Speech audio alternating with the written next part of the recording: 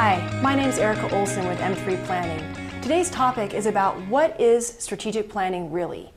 You know, strategic planning means different things to different people, and we have found that if we're not really clear about what we mean by strategic planning for an organization up front before we get started, we tend to have some problems getting people engaged in the middle of the process, or there's just roadblocks or people's resistance gets in the way. So here are the different types of things we mean when we talk about strategic planning, and there are different outcomes most of the time that leaders are seeking when they're engaging in a strategic planning process. These build, so let's talk about them sequentially, and then you can think as we're moving through what you're really looking for in your strategic planning process.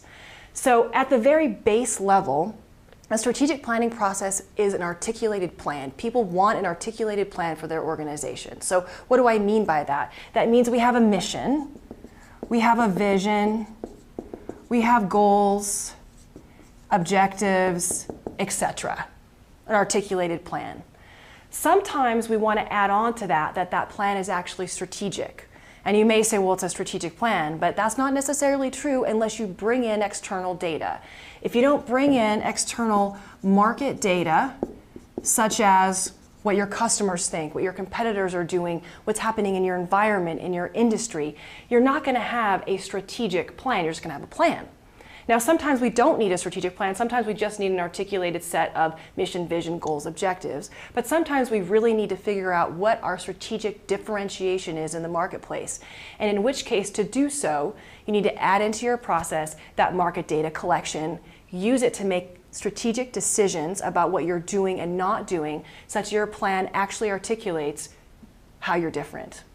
Okay, so a plan that's strategic that also drives organizational engagement. How do we drive organizational engagement? We cascade goals. And cascaded goals mean that everybody in the organization knows what their piece of the strategy and the plan are. That drives organizational engagement.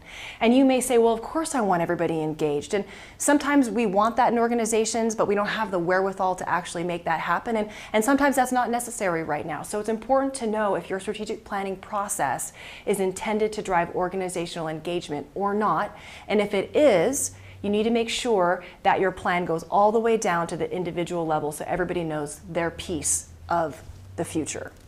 So sometimes we add on to that the want to actually drive organizational transformation using a strategic planning process. And how do we do that?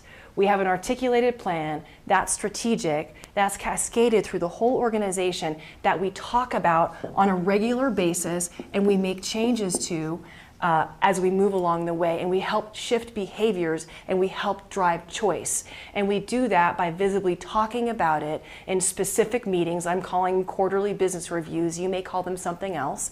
But the point is we're using this information to drive decision making and drive behavior, and we're talking about it and we're being visible about it.